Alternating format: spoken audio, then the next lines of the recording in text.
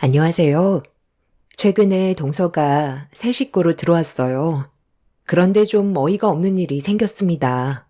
결혼 턱 낸다고 저와 시모를 개인적으로 따로 부른 적이 있었어요. 그전부터 별로 좋은 관계는 아니었던 터라 가고 싶지 않았는데 이미 예약을 해놨다면서 저도 참석을 해야 된다고 하길래 어쩔 수 없이 동서가 예약해두었던 음식점으로 들어가게 되었습니다. 이미 시모와 동서는 일찍 도착했는지 먼저 자리에 앉아 대화를 주고받고 있었어요. 그런데 제가 자리에 앉자마자 어색한 웃음으로 인사를 하던 동서가 음식을 주문했는데 나온 음식을 보는 순간 기분이 정말 안 좋아졌고 집안 분열을 조장한 동서의 행동과 말투가 결국 싸움으로 이어져 버리게 되었습니다.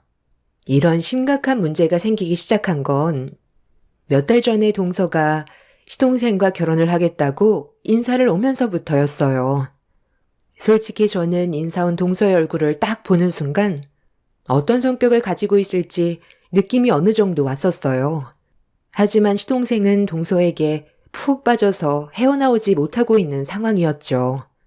동서의 눈빛은 상당히 욕심이 많아 보였고 원하는 건 무엇이든 자기 소유로 만들고 싶어하는 그런 모습이 대화를 나누면서 충분히 느껴지고 있었습니다. 하지만 시부모님은 여우 같은 동서의 행동에 헤어나오지 못하고 있었어요. 거기까지는 그냥 그러려니 하고 넘어가긴 했는데 저를 바라보던 동서가 뱉은 한마디에 이 결혼 진행하면 집안이 풍비박산 날 것 같은 강한 느낌이 들어서 동서가 돌아간 뒤 조심스럽게 말을 꺼냈어요. 뭐라고? 지금 그러니까 결혼을 반대한다고 그랬니? 아니 뭐가 부족해서 결혼을 반대하겠다는 거야? 너 걔한테 열등감 느끼고 있는 거 아니고? 내가 봤을 때 너보다 모든 부면에서 월등하니까 그래서 결혼을 반대하는 것 같은데 학벌 좋고 집안 좋고 거기에 더해 직장까지 좋으니 너랑 얼마나 비교가 되겠어? 나야말로 너를 며느리로 받아들인 걸 후회하고 있는 중인데 뭘 잘났다고 결혼을 반대한다는 말이 나와? 내가 너한테 결혼을 허락할지 말지 의견을 물어보려고 너를 부른 줄 아니? 자리만 채우라고 부른 거지. 너한테 새며느리를 평가라고 부른 게 아니다. 쓸데없이 분위기 초치지 말고 할 일 끝났으면 그만 가봐라. 와, 엄마. 정말 예민하게 왜 그래요? 오늘 중요한 날이라고 일찍 서두르게 만들어서 집에 오자마자 예비 재수 씨 오기 전까지 제대로 쉬지도 못하게 온갖 잡일은 다 시켰으면서 우린 의견도 못 내요? 분위기 초치지 말라고요? 그게 고생한 이 사람한테 지금 할 말이에요? 엄마가 이 사람 마음에 안 들어하는 건 알고 있지만 그렇다고 재수 씨 인사 온다고 고생하며 음식 준비한 사람한테 고생했다는 말은 해주기는커녕 상처 주는 말에 정말 질려버렸어요. 이럴 거면 뭐하러 불렀어요? 저도 재수씨 오늘 처음 봤지만 그닥 좋은 사람은 아닌 것 같아요. 아무래도 부유하게 살아온 만큼 남을 쉽게 생각할 수도 있겠죠. 그런데 이 자리는 상당히 어려운 자리 아니에요? 말도 가려서 해야 되는데 본인이 하고 싶은 말은 다 하면서 남이 상처를 받든 말든 그건 아예 신경 쓰지도 않잖아요. 요즘 애들 다 그래. 솔직한 게 뭐가 나빠서? 나는 보기 좋기만 하구만. 자기 감정 표현하는 거 나는 상당히 마음에 드는데 속으로 꿍해 있는 쟤보다 낫지. 아, 그래요? 그럼 저도 하고 싶은 말 막 해도 되는 거네요. 어머님이 상처를 받든 말든 제 감정대로 행동해도 된다는 거죠?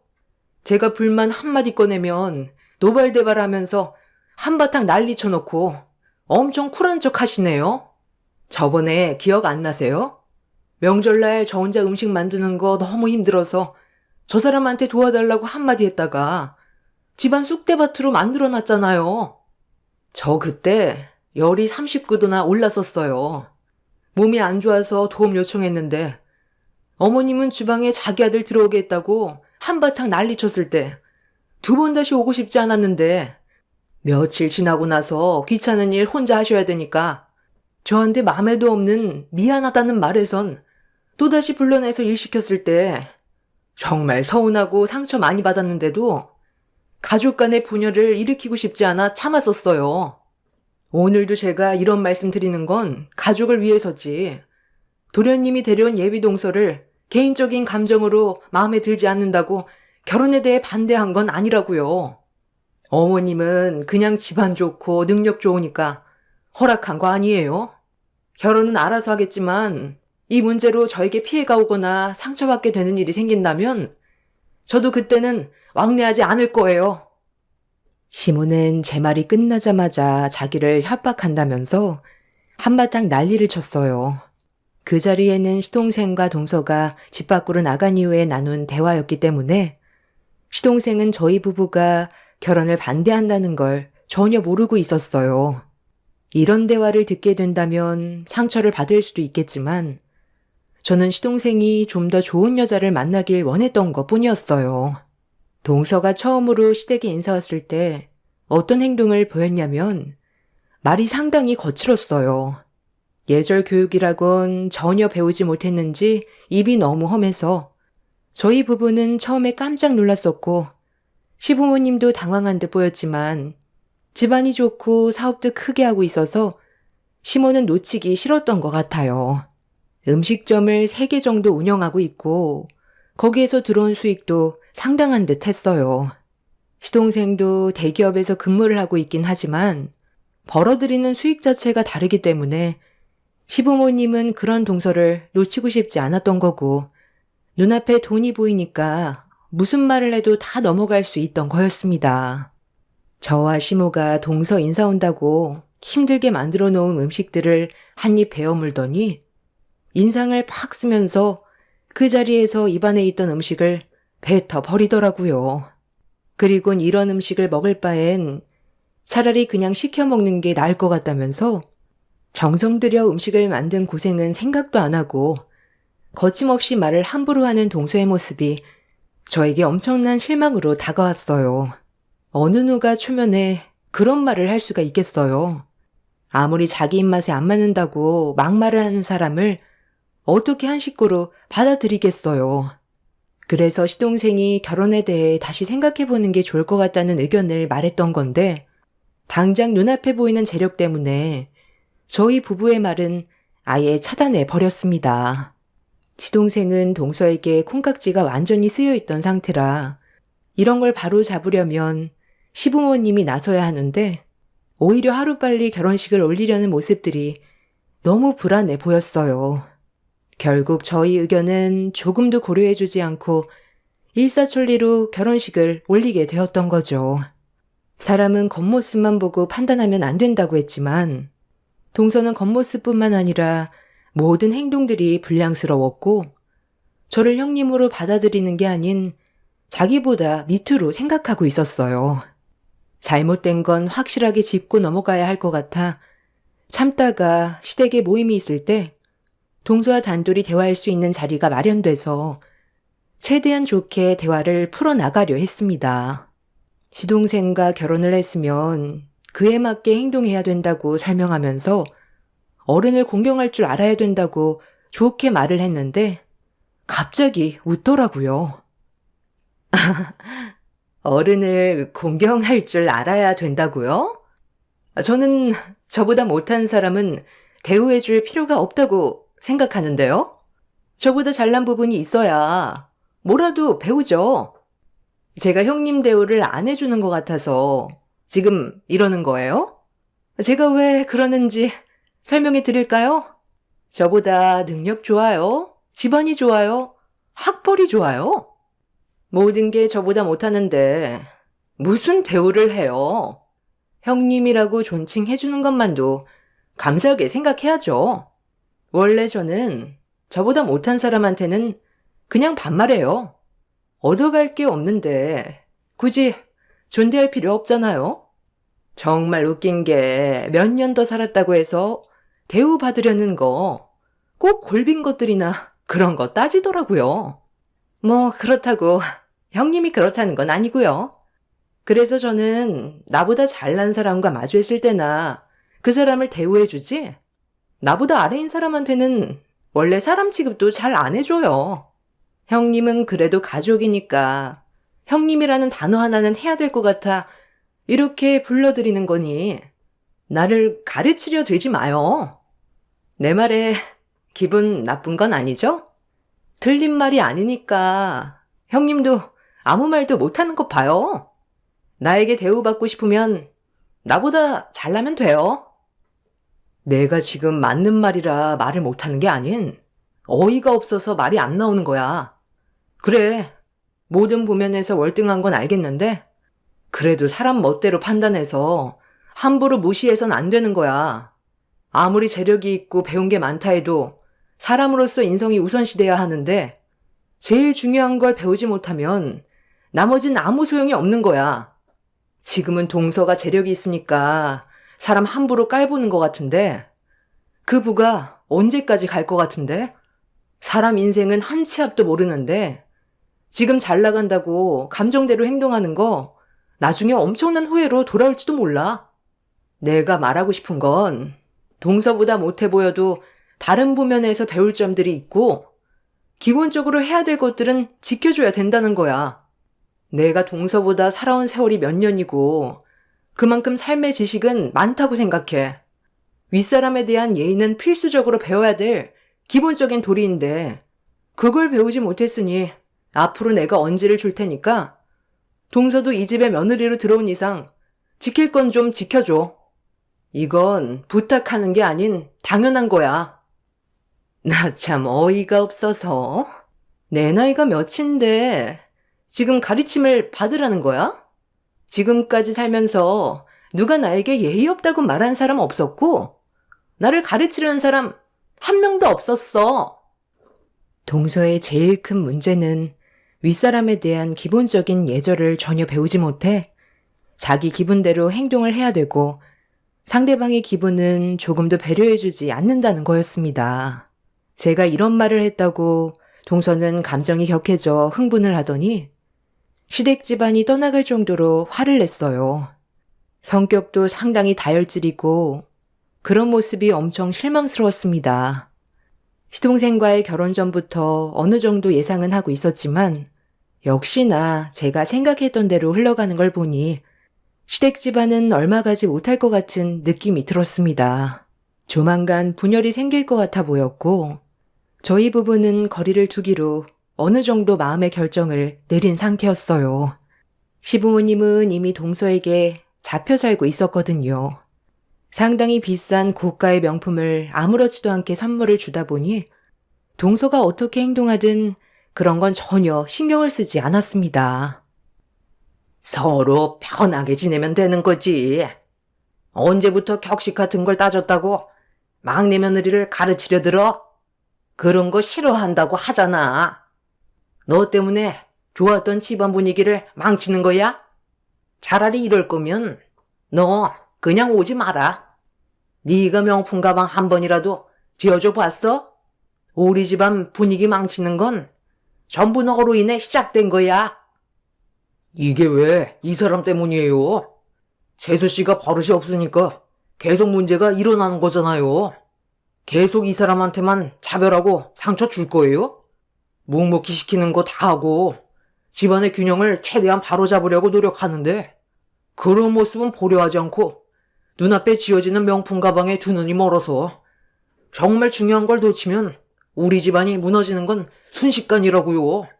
가족의 분열을 조장하는 게 이 사람 때문에 그런 거라고 생각하는 거면 우리가 그만 오면 되겠네요. 어차피 노력해봤자 좋은 말 듣지도 못하는데 뭐하러 왕래해요? 앞으로 무슨 일이 생기든 우리한테 두 번 다시 연락하지 마세요. 각자 알아서 살자고요. 버릇없이 어디서 지금 큰 소리야? 아들이라는 게 자기 마누라 편이나 들고 애비애미는 안중에도 없는 거지? 그냥 무시할 거 무시하고 지만 잘하면 그만이지. 피곤하게 이것저것 따지려 드니까 이런 분열이 생기는 거잖아. 막내한테 훈수 두기 전에 며느리 니나 잘해라. 니들이 제일 큰 문제야. 사람마다 다 다른 건데 그걸 왜 니들 입맛에 맞게 뜯어 고치려 들어? 우리가 막내 며느리 성격 가지고 지적한 적 있어? 부모인 우리도 가만히 있는데 니들이 뭐라고 훈수를 둬? 너희 둘만 없으면 집안이 아주 평온할 것 같다. 정신 사나우니까 다들 돌아가. 정말 어이가 없었습니다. 명품 몇 개 손에 쥐어줬다고 싹 변해선 뭐가 잘못됐는지 분간을 못하고 있더라고요.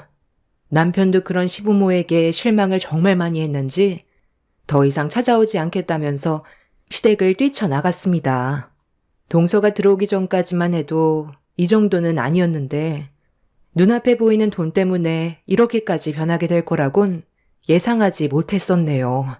그래도 기본적인 예절은 지켜야 되는 게 맞는 건데 동서만 감싸고 도니 콧대만 높아져선 저를 내려다보고 있었습니다. 남편이 시댁 집안과의 연을 끊겠다고 했으니 저도 더 이상의 미련은 없었어요. 차라리 서로 얼굴 안 보고 사는 게 상처 안 받고 사는 현명한 방법 같았습니다. 그래서 한바탕 난리친 이후 어떠한 연락도 주고받지 않았어요. 그런데 평생 연락도 없을 것 같았던 동서한테 갑자기 전화가 왔어요. 전에 있었던 일들 때문에 기분이 별로 안 좋아서 받지 않았는데 본인이 너무 생각 없이 행동한 것 같다면서 좋게 풀고 싶다는 문자를 보내왔고 괜찮은 음식점을 예약해뒀다면서 시모도 함께 셋이서 따로 자리를 만들었으니 꼭 참석해달라며 평소에 알던 동서의 모습과는 많이 다른 행동을 보여왔습니다. 진지하게 할 말이 있다고 했을 때 좀 불안하기는 했어요. 제가 예상하지 못했던 사건이 터질 수도 있을 것 같아 또다시 상처를 받게 되는 것보단 차라리 안 가는 게 좋을 것 같아 동서의 문자에 답장을 하지 않았습니다. 그런데 다음날 동서한테 아침 일찍 다시 한번 전화가 왔길래 가지 않겠다는 확실한 의사표현을 위해 전화를 받았습니다.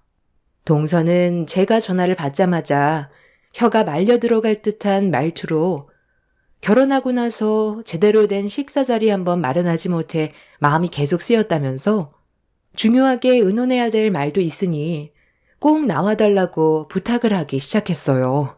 평소 제가 알던 동서의 모습이 아니라서 뭔가 불안하기는 했지만 무슨 말을 하려는 건지 드러나 보려고 약속 장소로 찾아가게 되었습니다. 그렇게 동서가 예약한 식당에 들어가니 시모와 동서가 진지하게 대화를 주고받고 있더라고요. 제가 오는 모습을 발견하고 어색한 미소와 함께 음식을 주문했는데 제 앞에 놓인 짜장면 한 그릇과 동서의 한마디에 기분이 확 상해버렸어요. 동서는 저에게 갑자기 조건을 달았습니다. 비싼 거 먹으면 속이 놀랄 수도 있으니까 익숙한 거 드시라고 짜장면 준비했는데 괜찮죠? 그래도 여기 음식 상당히 괜찮아요. 저도 자주 먹는데 기분 나쁜 건 아니죠. 음식이 중요한 게 아니라 오늘 제가 형님을 부른 이유가 중요한 거예요. 어머님 거랑 너무 비교가 돼요? 어머님이야. 건강 생각도 하셔야 되고 워낙 입이 고급스러워지셔서 샥스핀 정도는 드셔줘야 되거든요. 짜장면 불기 전에 먹으면서 들으셔도 될 것 같은데. 형님 얼굴 표정이 너무 실망스러워하는 것 같은데. 그럼 다른 걸로 주문할까요? 형님도 샥스핀 먹어볼래요? 방금 얘기했지만 음식이 중요한 게 아니라 지금부터 제 입에서 나오는 얘기가 중요한 거니 일단 제 말부터 들어보세요. 만약 좋게 마무리가 되면 샥스핀이 뭐예요? 그 이상의 것들도 해줄 수 있으니까 형님은 무조건 오늘 이 기회를 잡아야 돼요. 아, 그래. 이번 기회가 너한테는 두 번 다시 오지 못할 기회가 될 수도 있으니까 신중하게 결정하는 게 좋을 것 같다. 나는 네가 고민 같은 것도 하지 말고 바로 막내 제안을 수락했으면 좋겠다. 쉽게 오는 기회가 아닌데 굳이 자존심 내세워서 남은 인생 힘들게 사는 것보다 눈 한번 딱 감고 남은 인생 편하게 살면 그것보다 좋은 게 어디 있니? 언제까지 가난해지들어 살 거야. 애들도 생각해야지. 앞으로 애들 교육 문제로 돈이 얼마나 많이 들어가는지 아니? 그러니까 저한테 뭘 바라길래 이런 심각한 말을 하는 건데요. 분위기를 보니 안 좋은 일을 저지른 것 같은데 저보고 설마 짊어지라는 말을 하려는 건가요? 아유, 형님. 드라마나 영화를 너무 많이 본 거 아니에요? 제가 만약에 누군가에게 문제가 되는 행동을 저질렀다면 그걸 형님한테 말하겠어요? 돈으로 처바르면 안 되는 일 없고 뭐든 다 해결할 수 있는데 굳이 형님 손을 빌릴 필요는 없죠. 제가 형님한테 부탁하려는 건 그런 문제가 아니에요. 아, 잠시만요. 저기 오시네. 큰형님 오시네. 여기에요, 여기. 혹시 제 말을 거부하면 다른 방법도 생각해봐야 돼서 잠깐 얼굴 좀 보자고 했어요. 같이 합석해도 괜찮죠? 우리 교수 형님이 드실 샥스핀도 이제 막 나왔네요. 그럼 전부 다 모인 것 같으니까 진지한 대화를 좀 해볼까요? 형님들이 제 부탁을 꼭 들어줬으면 좋겠어요. 전혀 예상하지 못했던 상황이 전개가 되어 버렸습니다. 그동안 시댁집안과 연 끊고 지냈던 형님이 몇 년 만에 나타난 거였어요. 시동생이 결혼할 때도 오지 않았었는데 동수에게 무슨 말을 들었길래 몇 년 만에 모습을 드러낸 건지 알 수가 없었습니다. 제가 남편과 결혼하려고 인사를 왔을 때 형님과 시모의 사이가 상당히 안 좋았어요. 형님이 불임이라 아이를 가지지 못해서 시모에게 엄청나게 시달렸다는 말을 결혼 이후 알게 됐었고, 저도 시댁에서 시모와 한바탕 난리가 났을 때 얼굴 한번 보고 처음 보는 자리라 정말 많이 놀랐었죠. 그렇게 모두가 한자리에 모인 상태에서 동서가 뱉은 한마디는 엄청난 충격을 가져오게 되었고, 저는 동서의 입에서 나온 그 말에 입을 다물지 못했습니다. 형님은 동서의 말에 얼굴이 일그러지더니 접시에 담겨있던 샥스핀 음식을 동서의 얼굴을 향해 사정없이 던져버렸어요. 시모는 형님의 돌발 행동에 경악을 했고 뭐 하는 짓이냐고 소리치면서 동서의 몸을 닦아주었네요. 아, 진짜 정말 어이가 없네. 이런 걸로 지금 나를 부른 거야? 너는 나를 뭘로 보고 그런 얘기를 꺼내는 건데? 당신도 참 사람 보는 눈 없네. 돈만 보고 이딴 쓰레기를 집안에 들였어? 좋은 관계로 풀어가고 싶어서 잠깐 얼굴 보자고 사람 살살 달래서 나오게 만들더니 정작 목적은 다른 곳에 있었네. 별 거지 같은 게 사람 알기를 참 우습게 하는구만. 내가 아이를 가지지 못한다고 무시하는 거야? 네가 싸질러 놓은 아이를 왜 나보고 입양을 하라는 건데? 완전 이거 쓰레기네. 동서, 방금 한 말 정말 사실이야? 아니 어떻게 이런 중요한 문제를 숨기고 서방님과 결혼을 할 수가 있어? 이런 건 확실하게 정리하고 들어왔어야지. 아, 지금 못들 하는 거야? 내가 그냥 입양해달라고 했어? 앞으로 뒤에서 서운하지 않게 금전적인 보상을 해주겠다잖아. 그래서 입양해달라는 건데 뭐가 문제야? 어머님도 나한테 애가 있는 거 아무 상관없다고 하셨어. 나만 옆에 있어주면 된다고 했다고. 돈 주겠다잖아. 내 배 아파 낳은 자식이긴 하지만 그 아이가 어떤 남자의 아이인지 정확하게 모르겠고 나도 그 아이를 내 손으로 별로 키우고 싶지 않아서 보육원에 맡기긴 했는데 은근히 신경이 쓰이니까 보이는 앞에 두려고 부탁한 거잖아. 입양해 주면 돈 준다니까? 사람 시켜서 아이 돌보게 할 수도 있지만 외부인이 내 집에 들어오는 것도 싫고 사람 시키는 게 찝찝해서 이렇게 부탁한 거면 들어줄 수 있는 거 아니야? 돈 준다잖아. 세상에 돈보다 중요한 게 뭐가 있어? 섭섭하지 않게 챙겨주겠다는데 왜 둘 다 거절하는 건데?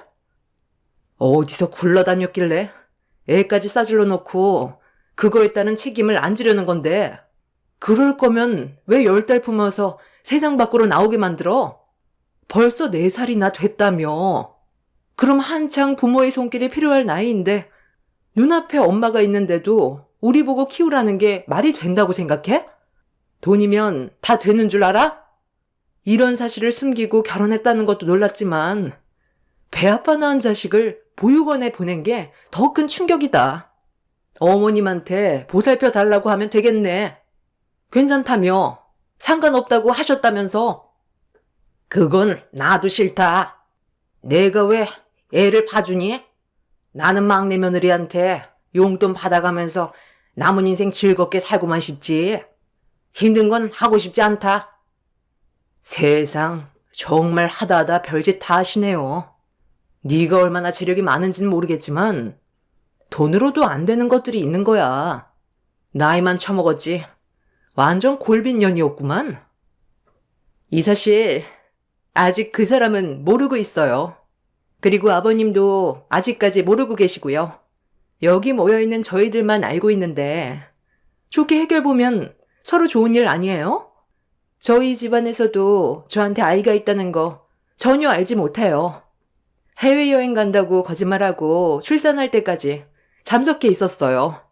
아이를 지을 수도 있었지만 그건 또 제 양심에 허락지 않더라고요. 그래서 낳아주기만 하고 알아서 살라고 보육원에 보냈는데 이게 계속 눈에 밟히는 거 있죠? 그렇다고 또 키우고 싶은 건 아니고요. 이런 복잡한 감정을 한 번에 해결할 수 있는 건 형님들 중에서 내 아이를 입양해 주는 게 제일 좋은 방법일 것 같아서 이렇게 부른 건데 우리 좋게 해결 보자고요. 가족이라는 게 서로 어려울 때 도와주는 거 아닌가? 저는 그 사람과의 사이에서 정식적으로 아이를 낳아 떳떳하게 키우고 싶지? 그 아이를 제 손으로 데려와 눈치 보면서 키우고 싶지 않아요. 동서는 인간 쓰레기에 엄청난 이기적인 사람이었어요. 본인이 하고 싶은 대로만 하려는 모습이 정말 어이가 없었습니다. 오래간만에 본 첫째 형님은 분노를 가라앉히지 못했어요. 형님은 아이를 가지지 못해서 힘들어하고 있는데 동서는 아이를 물건처럼 생각하는 모습에 화가 머리끝까지 올라온 것 같았죠. 형님은 이 문제에 대해 그냥 넘어가지 않을 거라면서 자리에서 일어나 밖으로 나갔습니다. 시모가 좋게 얘기하자고 붙잡았지만 소용이 없었어요. 동서는 끝까지 정신 차리지 못하고 저에게 좋은 기회 놓치지 말라고 아이의 입양에 대해 진지하게 생각해보라는 말에 제 앞에 있는 짜장면을 들어 동서의 얼굴을 향해 내리꽂아 버렸습니다. 본인 자식은 본인이 알아서 하는 거라고 한마디 한 뒤에 식당을 나가려 했는데 시모가 동서의 옷이 얼마짜리인 줄 아냐며 제 뺨에 손을 올렸어요. 처음으로 시모에게 얼굴을 맞게 된 저는 이성을 잃어버려 똑같이 세차게 손을 올리고 상의에 올려져 있던 음식들을 시모의 얼굴을 향해 냅다 던져버리고 안주머니에 있던 내 명함을 두 사람 앞에 던져버린 뒤 식당을 뛰쳐나왔습니다. 이번에 남편과 함께 또 다른 사업을 하나 하게 됐는데 무인 세탁소를 차리게 되었거든요. 생각했던 것보다 잘 돼서 몇 군데 추가적으로 자리를 잡았는데 식당 근처에도 코인 세탁소가 있었어요. 그래서 그곳에서 세탁이나 하라고 명함을 던져 주었던 거였죠. 그리고 이런 심각한 문제를 숨기고 결혼을 진행했던 동서와 이 사실을 알고도 묵인했던 시모의 행동을 형님과 함께 전부 다 알리게 되었고 시동생과 시부는 엄청난 충격을 받게 되었습니다. 다른 건 다 용서해도 누군지 모를 자식이 있었다는 건 용납할 수 없다며 시동생과 시부는 화를 가라앉히지 못했어요. 그리고 동서의 집안에서도 이 문제로 엄청난 충격을 받았는지 동서가 가지고 있는 모든 걸 빼앗아 버렸네요. 동서가 운영하고 있던 음식점들은 전부 다 동서네 부모님께서 자리를 내어준 것뿐이지 동서의 것이 아니었어요. 동서네 부모님께서 동서에게 너무 큰 실망을 한 듯 보였습니다. 그리고 이런 문제를 숨긴 시모 또한 조용히 넘어가지 못했어요. 시부는 당신 막내 아들의 인생을 망쳤다고 얼굴을 붉히며 시모와 싸우게 되었고 시동생은 동서와 이혼의 문턱까지 오게 되었습니다. 시모는 시부에게 받을 땐 좋았으면서 며느리가 다른 남자의 아이가 있다는 건 또 받아들이기 싫냐면서 대판 싸운 뒤 별것 중에 있어요. 동서는 자신이 가지고 있던 재력을 부모한테 전부 빼앗긴 뒤 그제야 본인의 잘못을 인정하고 시동생에게 용서를 구했지만 시동생은 그런 동서를 받아주지 않고 있는 중입니다. 잠깐 모습을 드러냈던 형님은 이런 집안과 연 끄는 게 정말 다행이라면서 앞으론 2번 다시 얼굴 볼 일 없을 거라고 다시 본래의 삶으로 돌아갔습니다. 저희 부부도 시댁과의 연락을 끊고 지내고 있는 중이에요. 한 사람이 잘못 들어와서 집안이 풍비박산 난 것도 있지만 시댁 가족들의 정신머리도 정상이 아닌 것 같아요. 저런 집안에 남편이 정상이라는 것도 정말 신기합니다. 앞으로 2번 다시 얼굴 볼 일 없을 테고 평생 마주치지 않았으면 좋겠어요. 제 사연 들어주셔서 감사합니다. 안녕하세요. 저는 30대 중반 여자입니다. 며칠 전에 시모한테 전화가 와서 받아보니 당신 둘째 아들이 전화를 안 받는다며 바꿔달라고 하시길래 시모의 부탁을 들어주지 않았어요. 이제 와서 저희 남편을 찾는다는 게 너무 어이가 없어 다시는 연락하지 말라는 한마디 한 뒤 전화를 끊어버렸습니다. 저희 부부가 시모와 사이가 안 좋아진 건 남편보다 먼저 태어난 아주버님 때문인데요. 결혼 전부터도 차별이 심하셨다 하지만 저와 결혼한 이후 시모의 행동은 날이 갈수록 감당하기가 힘들 정도로 너무 큰 상처를 지속적으로 받게 되면서 결국 돌이킬 수 없는 결과를 얻고 말았네요. 문제가 터진 건 시부가 세상을 떠나시고 홀로 남겨진 시모가 많이 외로우셨는지 모임을 자주 가졌었어요. 저희는 시댁에 가는 걸 원하지 않았지만 시모가 하도 난리를 치셔서 더 큰 피해를 막기 위해 어쩔 수 없이 가게 되었던 거죠. 함께 모였을 때 최대한 서로 웃으면서 시간을 보내면 좋은데 시모는 대놓고 차별하시는 걸 즐기시는 듯 남편과 아주버님을 비교하기 시작했어요. 우리 큰아들 이번에 진급했다며? 정말 고생했다. 내가 지금까지 살면서 제일 잘한 일은 너를 낳은 거란다. 먼 길 오느라 힘들었을 텐데 많이 먹고 푹 쉬다가 가라. 우리 큰아들만을 위해 만든 음식들이니까 입맛에 맞을 거다. 넉넉히 준비해뒀으니 큰며느리는 집에 갈 때 들고 가기만 하면 될 거야. 뭘 이렇게까지 준비하셨어요? 음식 하시는데 고생 좀 하셨겠네. 다음부턴 밖에 나가서 외식해요. 이러다 병나시면 어쩌려고 그래요. 일단 잘 먹을게요. 예, 지금 뭐 하는 거니? 젓가락이 어디로 오는 거야? 내가 지금 음식이 담긴 접시에 반으로 갈라둔 거 안 보이니? 여기 있는 것들은 태욱이 네가 먹을 거고 여기 있는 것들은 우리 집안의 자랑인 큰아들이 먹을 거다. 이쁜 짓을 해야 고기 반찬이라도 하나 올려주지. 태욱이 너는 지금까지 뭐 했니? 진급도 못해. 그렇다고 회사가 좋은 것도 아니야. 쥐꼬리만한 월급 받으면서 겨우 입에 풀칠이나 하며 사는데 뭐가 이쁘다고 너한테 고기 반찬을 올려주겠니? 분위기 망치지 말고 대충 먹고 빨리 일어나라. 너희 아버지 세상 떠나고 지금까지 방치되어 있는 창고 이번에 싹 다 정리하고 하자 있는 부분들 수리해야 되니까 눈치껏 일어나라. 둘째 너는 나를 왜 노려보고 있는 거야? 둘째 며느리 너도 태욱이 따라서 일손 돕고 집에 가면 된다. 내가 너희들 밥 먹이려고 불렀겠니? 어머님, 이제는 대놓고 차별하시네요.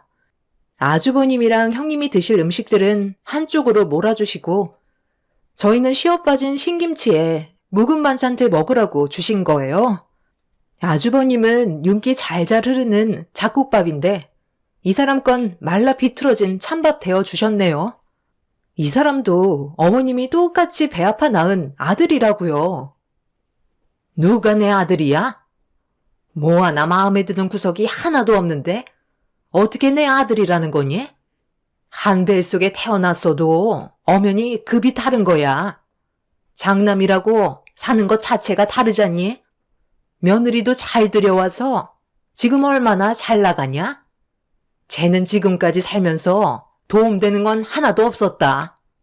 네가 어느 정도 능력이 있었다면 내가 그래도 조금은 받아들이겠는데 본인도 능력이 없으면서 질 떨어지는 여자를 며느리로 들여왔으니 내 속이 안 뒤집어지겠니? 우리 집 장남 밥 먹어야 되니까 앞에서 제잘거리지 말고 후딱 먹고 나가서 창고에 벌려놓은 일거리들 좀 정리해라. 한자리에서 겸상하는 것도 감사하게 생각해야 되는 거야. 간장 종지 하나만 주려다가 그래도 일을 해야 되니까 힘쓰라고 신경 써서 차려준 거니 토달지 말고 먹어라. 하여간 제일 도움이 안 되는 것들이 입만 살았다니까. 남편은 시모의 말을 듣는 게 너무 괴롭고 마음이 아팠는지 자리에서 일어나 밖으로 나가 버렸어요. 대놓고 차별하시는 시모 때문에 너무 화가 났지만 일단 상처받은 남편부터 챙겨야 했어요. 창고에서 화를 삭히며 힘들어하고 있는 남편을 보면서 다음부터는 오지 말자고 했지만 자기를 낳아주신 엄마를 등질 수는 없다며 노력을 한다면 자기도 언젠간 시모한테 인정받고 사랑받을 수 있는 날이 오지 않겠냐는 말을 했지만 제가 봤을 때 시모는 변하지 않을 것 같았어요. 남편은 밥 한 숟갈도 제대로 뜨지 못한 채 창고 정리를 시작했어요. 아무것도 하지 말고 그냥 집으로 돌아가는 게 좋을 것 같다고 했지만 남편은 지금보다 더 안 좋은 상황을 만들고 싶지 않다며 시모가 시킨 일을 묵묵히 해나갔어요. 그런데 열심히 땀 흘리며 창고 정리를 하고 있던 남편을 감시하러 오신 시모가 정리가 되어 있던 창고를 한번 훑더니 갑자기 남편의 뒤통수를 손바닥으로 내려치더라고요. 너무 크게 뻑하고 소리가 나길래 깜짝 놀라 뭐 하시는 거냐고 시모에게 소리를 질러 버렸네요. 시모는 아랑곳하지 않고 남편한테 창고 정리를 아직까지 끝내지 못했냐면서 화를 내시길래 저는 더 이상 참을 수가 없었어요. 밥 한 숟갈 제대로 뜨지도 못한 채 어머님이 시킨 창고 정리 힘들게 하고 있는데 고생한다는 말 한마디 해주시기는커녕 이 사람 뒤통수를 치면 어떡해요? 벌써 끝냈어야지. 어느 천년에 전부 끝낼 건데 밥 안 먹은 게 내 잘못이니? 싫은 말 듣고 싶지 않다고 자기가 먼저 일어났으면서 왜 내 탓으로 돌려? 그리고 너 지금 시애미한테 대들었니? 내가 이래서 배워먹지 못한 것들과는 상종하고 싶지 않다는 거다. 어떻게 된 게 둘 다 마음에 드는 구석이 하나도 없어? 그래서 저희가 오지 않겠다고 했는데 끝까지 물고 늘어지셔서 어쩔 수 없이 오게 된 거잖아요.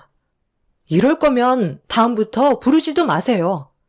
어머님이 이러시는 거 저도 더 이상은 못 참겠다고요.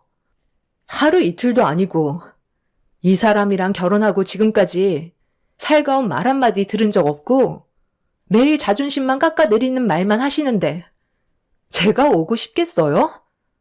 이 사람 말대로 언젠간 어머님 기준에 부족한 아들이라도 변함없는 모습에 마음을 열어주실 거라는 희망 하나로 지금까지 버텨왔거든요. 그런데 그런 희망 개나 줘버리는 게 좋겠어요. 저희 둘만 알아서 행복하게 살아갈 테니까 앞으로 연락도 하지 마세요. 정말 어머님한테 너무 큰 실망을 했다고요. 동서, 지금 어디서 어머님한테 큰 소리야? 기준에 못 미치니까 실망하셔서 앞으로 잘하라는 마음에 뒤통수 한 대 톡 친 거 가지고 오발대발 할 문제야? 어머니, 제가 뭐라고 그랬어요? 그냥 저희끼리 시간 보내자고 했잖아요. 건강도 좋지 않으신데 스트레스는 몸에 안 좋다고요. 알아서 하게 놔두고 그냥 들어오세요. 둘 다 똑같이 배 아파 낳은 자식들인데 어쩜 이리 다를 수가 있는 거야? 대욱이 너한테 정말 실망했다. 다시는 우리 집 앞에 얼씬거리지도 마라.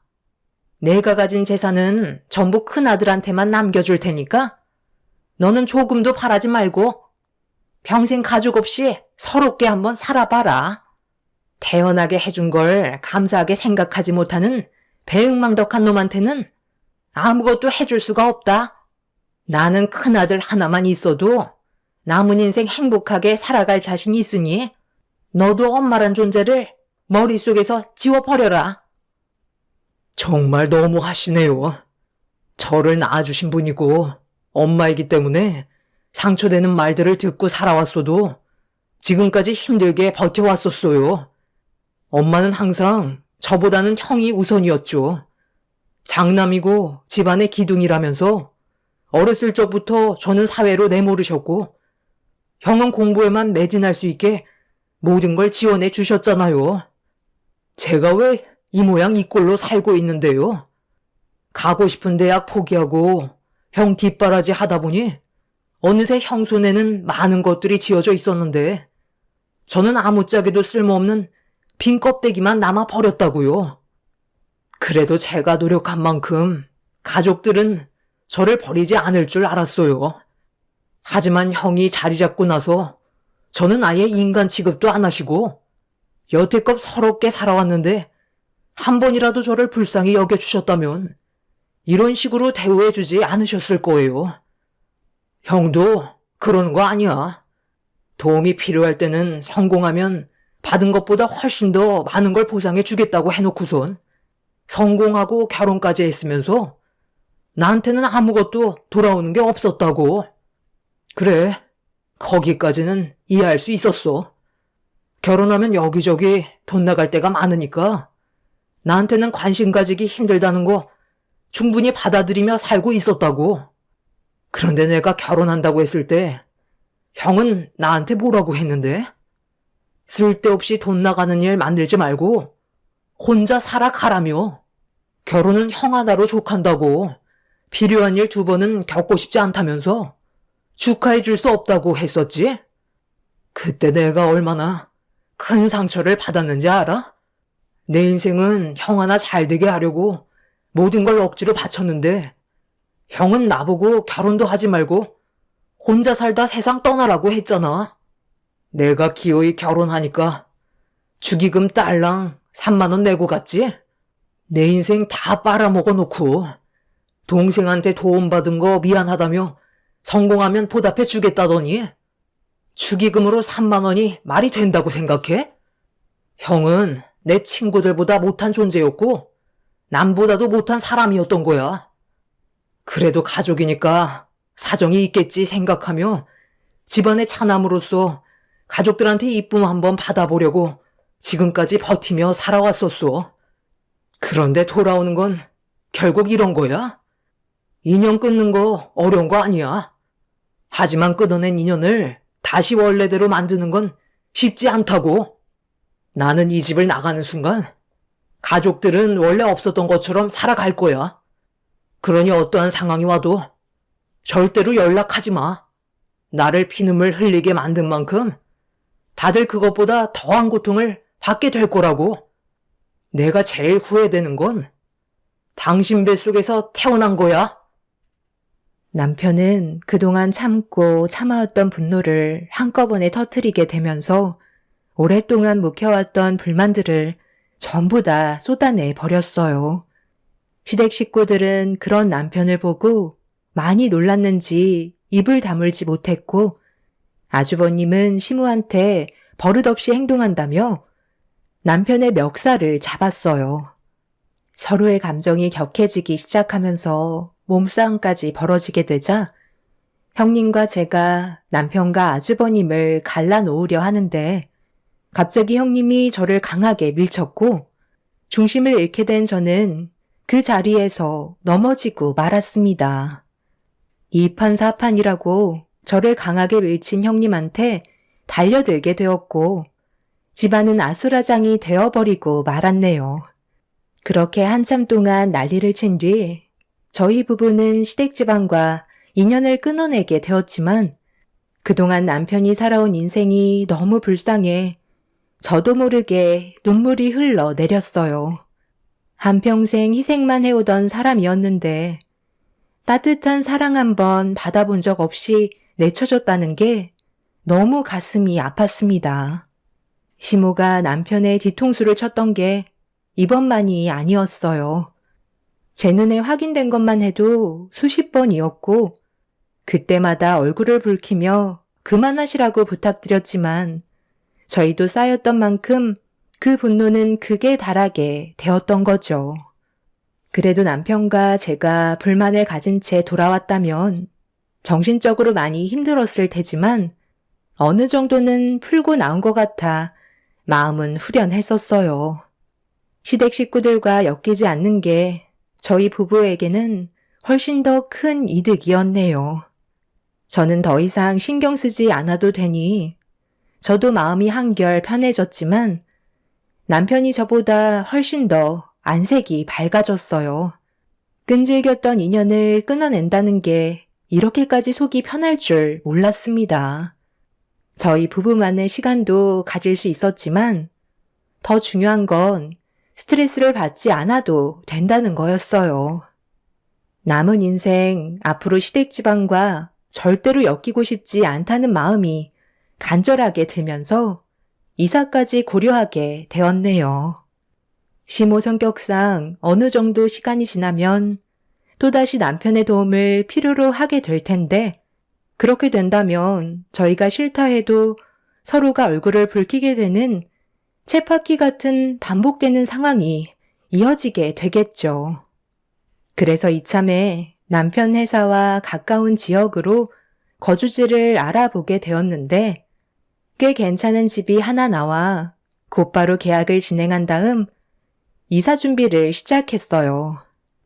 그런데 가는 날이 장날이라고 이삿날에 예고도 없이 저희 집에 찾아온 시모 때문에 조용히 떠날 계획은 전부 무산이 되면서 또 한 번 큰 싸움을 겪고 말았습니다.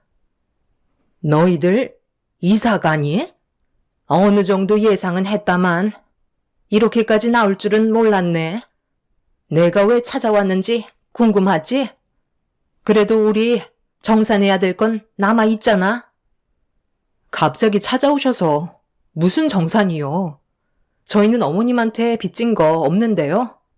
이사 방해하지 마시고 이제 그만 나가주셨으면 좋겠어요. 기분 좋은 이삿날 어머님 때문에 망치고 싶지 않거든요. 저희 인연 끊기로 한 거 아니에요? 얼마나 됐다고 벌써 찾아오셔서 또 무슨 말을 하시려는 거예요? 제발 그만 엮이고 싶다고요.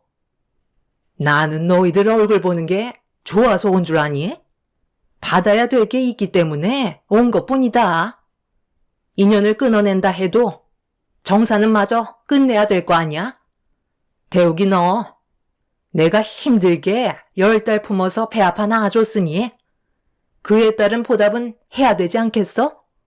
내가 너를 낳아주지 않았다면 이 세상 빛을 볼 수나 있었겠니? 10달 품어 낳아준 대가를 달라고요? 지금까지 이 사람이 가족을 위해 희생한 시간들이 더 크다고 생각되지 않으세요? 30년 넘게 희생했으면 충분한 보상이 됐다고 생각하는데요. 저희는 더 이상 할 말 없으니까 그만 나가시라고요. 어떻게 배 아파 낳은 자식 30년 넘게 부려먹고 인연 끊겠다고 하니 태어나게 해준 값을 달라는 말을 할 수가 있어요? 어머님이 밑바닥인 건 알고 있었지만 더 이상 바닥도 안 보이네요. 원하는 건 아무것도 해드릴 수 없으니 돌아가세요. 내가 이번 주에 큰아들 덕에 효도 관광을 떠나게 됐는데 꽤 많은 돈을 썼다고 들었다. 아무리 인연을 끊었어도 자식이 둘인데 큰아들한테만 받을 수 있겠니? 너는 나한테 해준 게 없으니 가서 먹고 놀 정도의 돈은 받아야 될 것 같아 찾아왔으니까 괜히 소란 피우지 말고 조용히 돈 봉투 찔러주고 이사를 가던지 해라. 남편은 시모가 하는 말에 전혀 반응을 하지 않고 묵묵히 이삿짐을 꾸리기 시작했어요. 형님네가 효도관광을 보내준다며 들떠서는 저희 앞에서 자랑을 하시더니 가서 먹고 놀 수 있는 돈을 넉넉하게 준비해 주길 원하셨어요. 하시는 말씀이 시모가 가지고 계신 전 재산을 이미 아주버님께 전부 주게 됐는데 그 돈을 다시 달라고 하기는 뭐할 것 같아 여행 경비로 저희한테 도움을 받길 원했던 거였어요. 정말 어이가 없었죠. 재산은 엄한 곳에 퍼주고 용돈은 가진 것 없는 저희한테 와서 받아가려고 손을 벌리는 시모의 태도가 저를 너무 화가 나게 만들었어요. 결국 참고 있던 남편이 시모한테 줄 돈은 없다며 목소리를 높여 화를 내며 집 밖으로 내쫓아 버렸습니다. 끝까지 물고 늘어지는 시모를 무시한 채 이삿짐을 꾸리자 원하는 대로 되지 않아 답답하셨는지 힘들게 포장해 놓은 이삿짐들을 전부 다 풀어 헤치며 돈을 지어주기 전까지 아무 데도 갈 수 없다면서 그 자리에 누워버리셨네요. 질릴 대로 질려버린 저희들은 바닥에 누워버린 시모를 무시한 채 묵묵히 이삿짐을 다시 포장한 뒤에 서둘러 출발 준비를 했어요. 결국 시모는 저희한테 아무것도 얻을 수 없었고 뜻대로 되지 않자 비명을 지르면서 소란을 피웠지만 결국 시모는 저희가 떠나는 모습을 멀뚱히 지켜보고만 있었네요. 그렇게 남편과 함께 새로 이사하는 지역으로 가고 있는데 갑자기 형님한테 전화가 왔어요. 아무래도 시모 때문인 것 같아 고민을 하다가 전화를 받게 되었죠. 그런데 통화가 연결이 된 줄 모르는지 형님과 아주버님이 서로 대화하는 소리가 수화기를 통해 들려왔는데 심상치 않은 대화 내용이라 남편과 함께 듣게 되면서 너무 놀라 입을 다물지 못했네요. 그곳은 정말 나오기 힘든 곳이야? 우리한테 모든 재산이 들어왔는데 더 이상 함께할 이유는 없잖아. 효도관광이라고 들떠 있으신 상태인데 요양원인 거 하시면 얼마나 배신감을 느끼시겠어? 괜히 집에까지 찾아와서 다시 재산 토해내라고 하면 골치 아프니까 절대 나올 수 없는 곳으로 보내드리는 게 속편하단 말이야. 걱정하지 말라니까. 경비도 철저하고 한번 들어가면 절대 나올 수 없는 곳으로 유명해. 내가 그런 거 하나 철저하게 준비 안 했겠어? 수소문 끝에 알아낸 곳이라 조금도 걱정할 필요 없어. 직접 가봤는데 내가 들어가도 나오기 힘들겠더라. 산속 깊은 곳에 있어서 외부와 연락도 닿지 않는 곳이야. 그나저나 준비는 다 끝나가? 다음 주에 비행기 타는 걸로 예약 걸어놨어.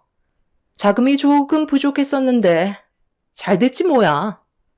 해외에서 애들 교육하는 게 돈이 얼마나 많이 드는데. 그나저나 왜 이렇게 안 오시는 거야? 쓸데없이 동선에는 왜 가서 돈을 받아오겠대? 우리한테 전 재산을 다 줘놓고선 용돈은 애먼 데서 달라고 하네? 인연 끊겠다고 그 난리를 쳐놨으면서 철판 하나는 정말 두껍다니까. 그런데 왜 이렇게 연락이 안 되는 거야? 내가 동수한테 전화해보고 있으니까 기다려봐. 아, 받았네. 동서, 어머님 그쪽으로 가셨지? 우리가 효도관광 보내드린다고 하니까 엄청 좋아하시더라고. 그런데 용돈은 꼭 동선애한테 받아야겠다고 하시더라. 효도관광 떠난다고 들떠있는 시모는 효도관광이 아닌 요양원에 들어가는 거였어요. 저희가 알지 못했던 계획을 듣는 순간 너무 놀라 형님의 말에 제대로 된 대답을 해주지 못한 채 전화를 그냥 끊어버렸습니다. 저희는 그 순간 어떻게 해야 될지 몰라 차를 갓길에 세운 뒤 계속해서 울려대는 형님의 전화를 보며 대화를 이어나갔어요. 아무래도 남편의 얼굴에는 걱정이 한가득이었지만 저는 남편이 무슨 생각을 하고 있는지 알기 때문에 다시 돌아가려는 걸 막았어요. 당신이 무슨 생각을 하고 있는지 잘 알고는 있는데 이제 더 이상 우리와는 아무런 관련이 없는 사람들이야. 인연 끊었잖아. 이제 와서 뭐 어쩌게. 효도관광에 들떠있는 어머님한테 형님이랑 아주버님이 계획한 요양원으로 가는 버스라는 진실을 말하게? 그럼 어머님이 배신을 당했다고 형님이랑 아주버님한테 찾아가서 난리를 치실 것 같아? 내가 그동안 어머님의 모습을 봤을 때 확실하게 알 수 있는 건 어머님은 우리 말을 믿어주지 않으실 거야. 그건 내가 장담할 수 있어. 그러니까 괜히 걱정해준답시고 어머님한테 찾아가지 말고 그냥 우리 갈 길 가면 좋겠어. 이제는 당신 자신도 돌봐야지. 언제까지 가족들 뒤나 닦으면서 살아갈 건데. 다른 건 몰라도 이번만큼은 내 말 들어줘. 내가 이렇게 부탁할게. 어머님도 자식을 잃은 아픔이 무엇인지 느껴봐야 당신의 소중함을 알 수 있을 거라고. 지금은 때가 아닌 것 같아. 우리 상황을 지켜보고 앞으로 어떻게 해야 할지 진지하게 계획을 세운 뒤에 움직이도록 해도 늦지 않아. 남편은 제 말을 진지하게 받아들였어요. 시모의 걱정 때문에 다시 찾아간다 한들 저희 말을 믿어주려 하지 않을 게 뻔한데 굳이 또 다른 상처를 받을 필요는 없을 것 같다고 판단하게 되었죠. 그렇게 남편은 갓길에 세운 차를 다시 출발시키면서 저희는 새로운 지역에서의 삶을 시작하게 되었습니다. 이사를 하게 되니 한동안 정신없이 바쁜 생활을 보내게 되었고 아무런 방해 없이 저희 둘만의 생활을 만족하며 잘 지내오고 있었네요. 얼마의 시간이 지났는지 새로운 지역에서의 삶이 적응되면서 남편과 저는 차라리 시댁 집안 사람들과 엮이지 않는 편이 살아가는데 훨씬 더 이득이라는 생각이 크게 와닿게 되자 남편도 더는 신경 쓰지 않으려 마음을 먹었는지 시모가 어디에서 지내고 있는지 알려고 하지도 않았어요. 그렇게 저희 부부의 앞날의 미래만 생각하면서 잘 지내고 있던 어느 날 늦은 새벽 시간에 남편의 핸드폰으로 전화가 울렸습니다. 모르는 번호라 받지 않으려 했는데 쉬지 않고 울리길래 어쩔 수 없이 받게 되었네요. 여보세요? 누구신데 이 늦은 시간에 연락을 하신 거죠? 지금 몇 시인지는 아세요? 왜 아무 말도 없으신 거예요? 전화를 하셨으면 대답을 하셔야죠. 예, 나다. 시엠이야. 지금 통화 가능하지? 시간이 없어서 그러니까 용건만 간단히 하마. 여기가 어디인지 정확히는 모르겠는데 나 좀 데리러 와야겠다. 글쎄 내가 버스를 잘못한 건지 효도 관광버스라고 했는데 도착한 곳이 요양원이더라고. 여행 코스 중 하나일 거라 생각했는데 나를 방에 방치하고 소지품까지 전부 다 가져가 버렸다. 지금이 며칠인지도 모를 만큼 내가 있는 방에는 화장실 외에는 아무것도 없다고. 내가 어떻게 전화를 했냐면 여기 순찰 도는 사람 중에 매 시간마다 화장실을 가는 사람이 있거든. 그 사람 몰래 문을 열고 나온 거야. 내가 저번에 난리를 치는 바람에 문이 고장나서 아직 고치지 못했거든. 나랑 전화했으니까 이 번호로 위치 추적하면 되잖아? 큰 아들이랑 큰 며느리는 내 전화를 아예 받지도 않는다. 너희들이 날 도와줘야 될 것 같아. 그이는 지금 술을 많이 먹어서 일어나지 못하는 상태예요. 아침 일찍 출근해야 되기 때문에 깨울 수 없으니까 제가 대신 용건만 간단히 말씀드릴게요. 어머님이 그렇게 아끼시는 아주버님이랑 형님한테 받은 배신이 어떠세요? 전 재산까지 전부 다 털어줬는데 결국 효도 관광의 목적지는 요양원이었네요.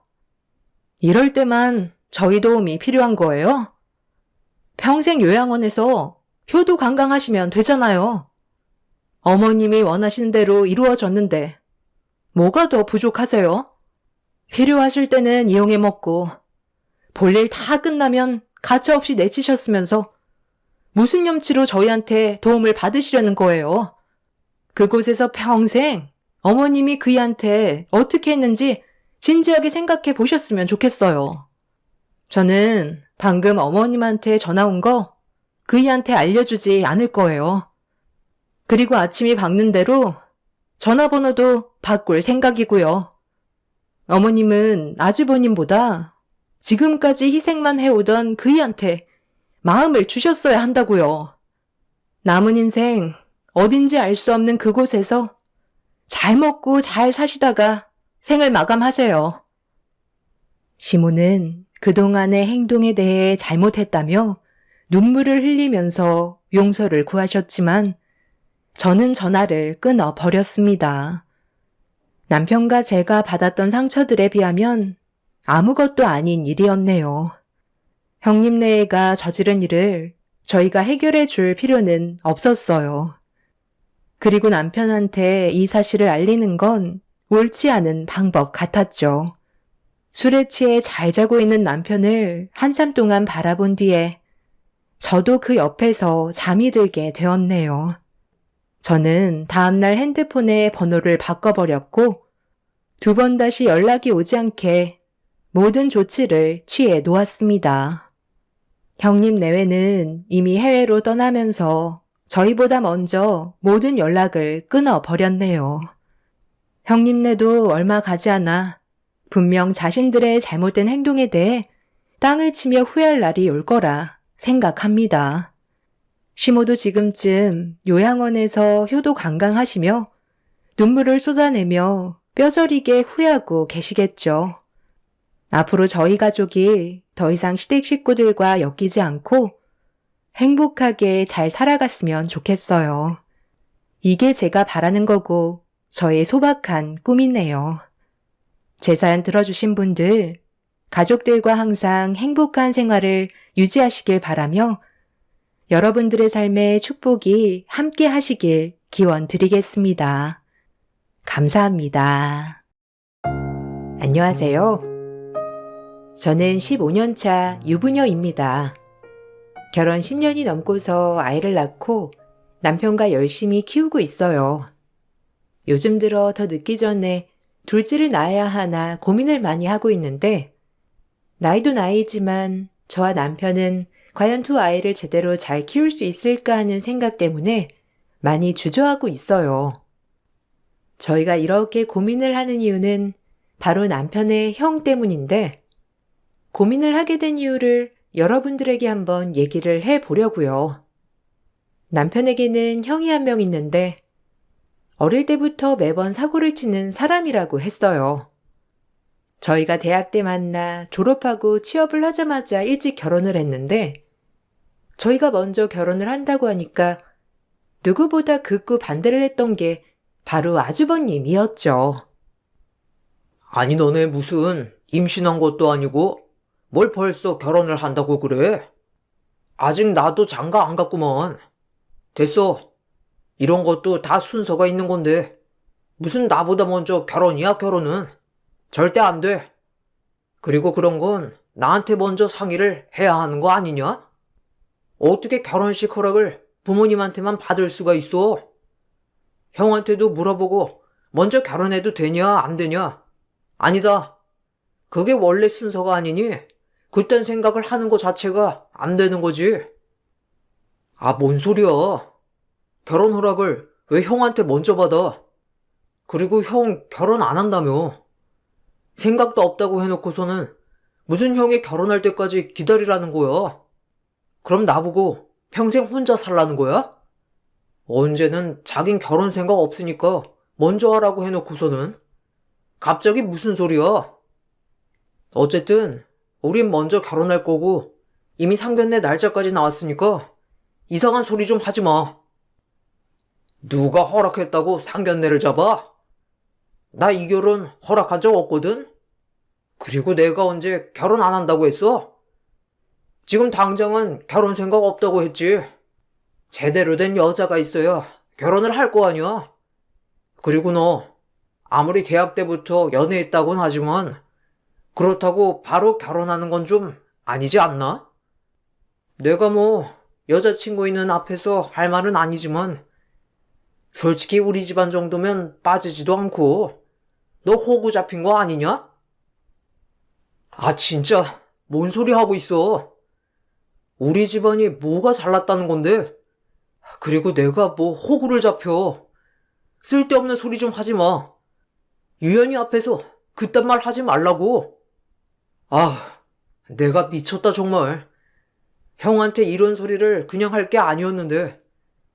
마음에 안 들면 그냥 결혼식도 오지 마. 차라리 안 오는 게 더 낫겠어. 결혼을 할 때부터 아주버님은 마음에 안 든다면서 이것저것 꼬투리를 잡더라고요. 다행히 남편이 중간에서 잘 막아주긴 했지만 그럼에도 불구하고 아주버님은 항상 막무가내였고 결혼식 때도 필요한 때 정신없이 술을 마셔 인사불성이 되기도 했어요. 시부모님은 항상 저에게 미안해했고 남편 또한 화를 많이 냈지만 사람이 변하지는 않더라고요. 결혼하고선 아예 더 편하게 말을 하기 시작했어요. 재수씨, 아무리 결혼을 저보다 일찍 했다곤 하지만 내가 결혼은 양보했으니 아이는 내가 먼저 낳아야 하는 거 알죠? 이런 것도 다 순서가 있는 건데 어떻게 된 게 결혼을 형보다 먼저 할 생각을 해요? 아무튼 내가 마음이 넓어서 그건 이해하고 넘어갔으니 망정이지. 하여튼간 결혼은 그렇다 치더라도 아이는 꼭 내가 먼저 낳는 걸로 하자고요. 결혼이나 하고 말을 거네. 그리고 우리 아직 아이 계획은 없으니까 제발 우리 자녀 계획하기 전에 결혼이나 하라고. 그리고 그걸 왜 와이프한테 말해? 요즘에 누가 먼저고 나중이고 그런 게 어디 있어. 조선시대도 아니고. 진짜 이상한 말 좀 하지 말라니까? 형 그렇게 따지면 뭐든 형이 먼저 해야 하는 거 아니야? 꼭 형한테 불리한 건 나중에 하겠다고 하면서 이런 건 꼭 순서 따지더라. 야, 집안에 순리라는 게 있는 거야. 꼭 조선시대에서만 이런 게 있는 줄 아냐? 재수씨, 알겠죠? 다른 건 몰라도 아이는 먼저 나오면 안 되는 거예요. 혹시 생기더라도 우리는 순서를 지키는 집안이니까 아쉽지만 뭐 어쩔 수 없지. 그런 불상사 생기지 않게 미리 조심조심 하자고요. 요즘 뭐 그런 것도 있더구먼. 여자가 임신 안 되게 하는 피임기구? 이런 것도 있던데. 재수씨 간단하니까 그런 거 하면 되지 않나? 네? 지금 저보고 피임기구를 하라는 거예요? 아주버님, 아무리 그래도 그런 걸 저한테 말하는 건 좀 저희가 알아서 할게요. 아까 남편이 말했다시피 아직은 아이 가질 계획도 없고요. 제가 아주버님한테 이런 식으로 말을 들을 이유도 없는 것 같아요. 아이, 재수씨 좀 예민하네. 내가 뭐 재수씨한테 빔 그거 해라 말라 하는 게 아니라 조심하자는 거죠. 나야 뭐 조심할 건 없지만 재수씨랑 동생은 좀 조심해야 하지 않겠어요?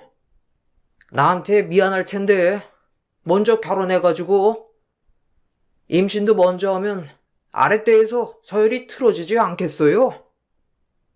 서열 운운하는 남편의 집안은 그렇다고 아주 보수적인 집안도 아니었어요.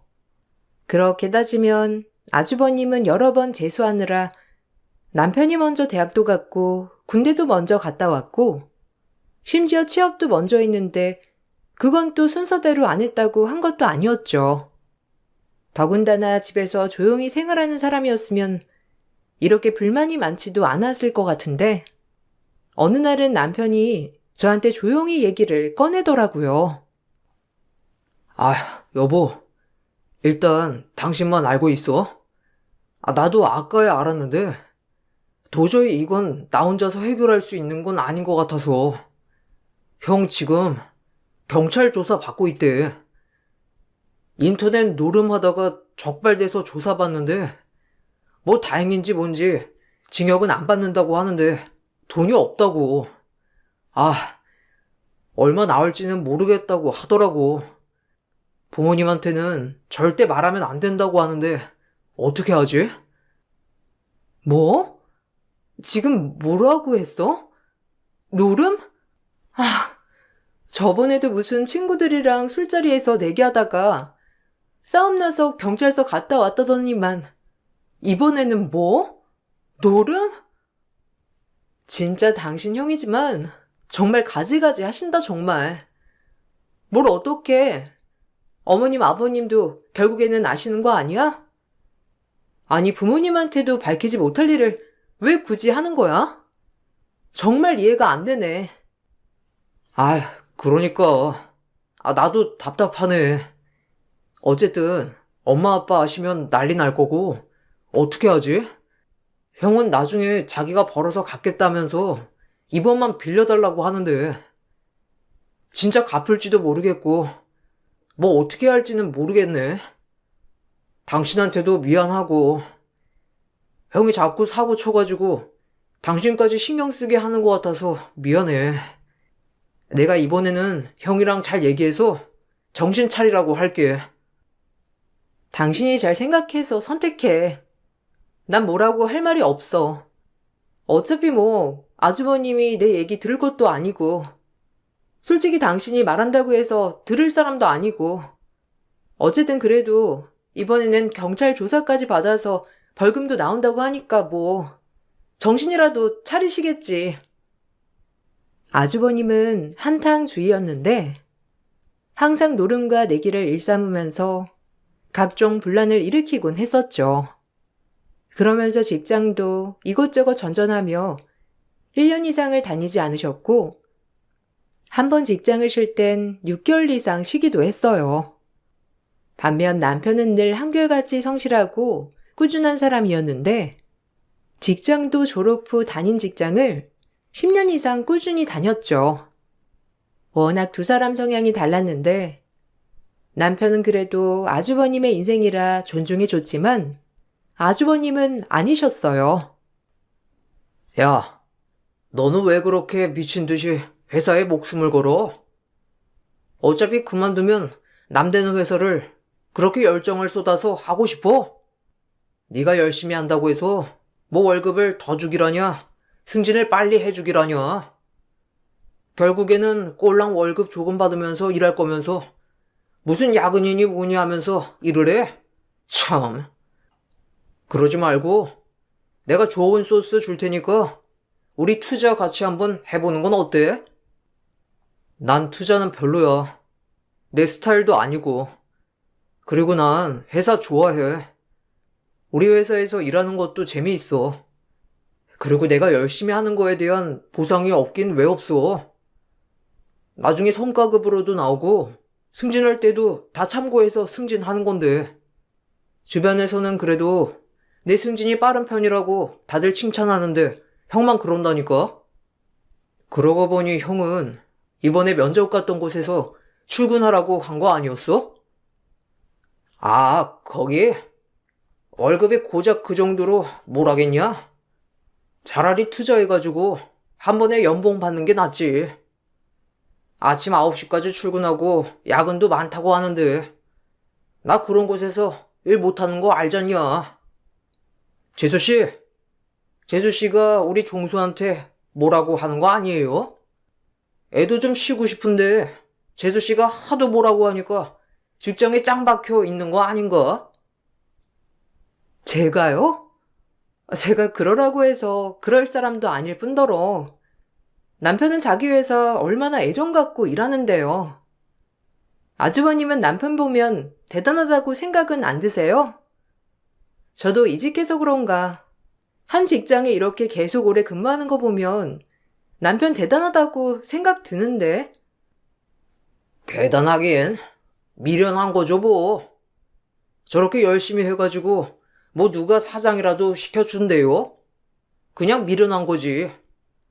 월급 주는 만큼 대충 일하다가 눈치 보고 그만두고 그러면 되는 걸. 쟤는 쓸데없이 저런 거에 집착하는 거죠 뭐. 지가 좋다는데 어쩌겠어요? 재수 씨라도 뭐 투자 생각 있으면 할래요? 하긴 종수나 재수 씨나 배포가 콩알만 해서 투자는 못하죠? 직장도 안정적이지 않았고 그렇다고 모아둔 돈도 없었지만 아주버님은 저희가 결혼한 이후부터 결혼에 대한 의지를 불태우시더라고요. 원래는 여자는 즐기는 거란 막말을 하던 사람이었는데 어느 순간부터는 자기와는 다른 조신하고 참한 여자를 찾기 시작했죠. 당연히 아주버님에게 들어오는 선자리도 없었고 겨우겨우 선자리를 마련해서 소개를 해줘도 아주버님은 복에 겨워 다 거절하곤 했어요. 시어머니가 정말 어렵게 찾고 찾아 주선한 선자리도 아주버님 막말 때문에 파탄이 난 적도 있었는데 시어머니가 너무 속이 상해 저에게 전화까지 올 지경이었어요. 아이고, 난 정말 네 아주버님 때문에 제명에 못 살 것 같다. 아유, 제가 도대체 왜 이러는지 나는 이해를 도통 할 수가 없어. 어릴 때는 그래도 나름 자기 생활 잘하는 것 같더니만 나이가 들수록 왜 이렇게 철없어지는지 나이를 거꾸로 먹는 것 같다니까. 이번에 어렵게 부탁해서 선자리 마련했는데 걔가 거기서 뭐라고 했는지 아니? 나 참 기가 막혀서 말이 안 나와. 왜요? 아주버님 그래도 신나서 선자리 가신 거 아니세요? 전날에 남편한테 같이 백화점도 가자고 하고 옷도 머리부터 발끝까지 엄청 챙겨 입고 나갔다던데. 선보는 여자분도 엄청 미인이시라고 하던데. 그래도 아주버님 직장이나 이런 건 아시고 선자리 마련하셨다고 하셨잖아요. 그런데도 선자리 오니까 그쪽에서 마음에 안 들다고 하셨대요? 아니, 그게 아니라, 아휴, 그니까 걔는 가진 것도 없으면서 뭐 그렇게 배짱을 부린다니. 참하고 예쁜 아가씨가 나왔으면 감사합니다 하고 해야 할 건데. 성형은 어디랬느니? 집은 자가냐 전세냐? 월급은 얼마나 받냐? 시부모 보실 생각 있느냐면서. 아이고, 자긴 결혼할 때 반반 비용 낼 여자가 필요하단다. 기가 막히지? 뒷골악선이는 생각도 안 하고 말이야. 내 아들이지만 진짜 어디 한번 쥐어 박았으면 좋겠어. 어머, 그런 말을 하셨다고요? 갑자기 왜 그런 말을 하셨대요?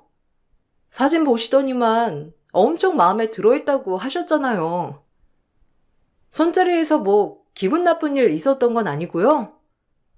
별말 없었는데 갑자기 그런 소리를 한 거예요? 그래. 그냥 자리에 앉자마자 저런 얘기를 했다더라. 여자도 직업이며 뭐 이런 거 다 상황 알지만 사람이 중요하니까 한번 만나보려고 했다가 처음 얼굴 보는 자리에서 바로 저런 말하니 그 자리에서 일어나 나가버렸대. 그렇게 가니까 종대개는 뭐라고 했는지 아니? 아휴, 개념이 없는 여자란다 정말. 쟤를 어쩌면 좋니? 유연아, 내가 너한테 형님 자리 꼭 채워주고 싶었는데 내가 죽기 전까지는 절대 안 될 것 같아. 선자리를 그렇게 파탄을 낸 아주버님은 얼마 뒤에 결혼을 한다면서 형님을 데리고 오셨는데 알고 봤더니 이미 형님과 만나는 와중에 선자리를 나간 거였어요.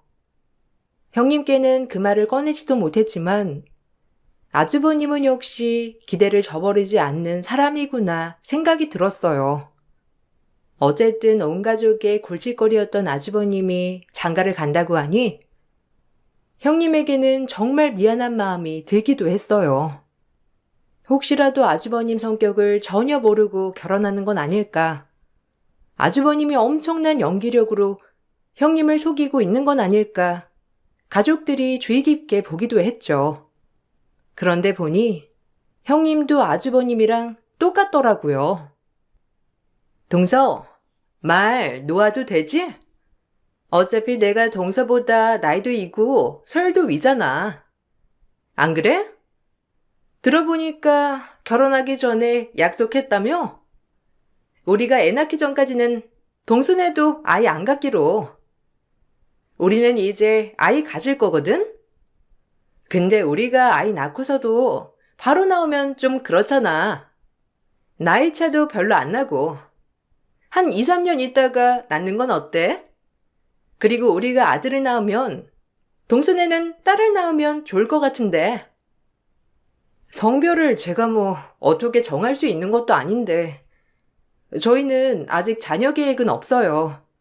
남편이 좀 있으면 승진식이라 그때 지나고서 한번 생각해 보려고요. 저도 이직한 지 얼마 안 돼서 직장 좀 더 다니고 계획하려고 생각하고 있어요. 형님은 바로 임신 계획하시는 거예요? 아무래도 그래야 하지 않을까? 남편이 첫째잖아. 그럼 이제 장손 낳아야 나도 좀 편해지겠지?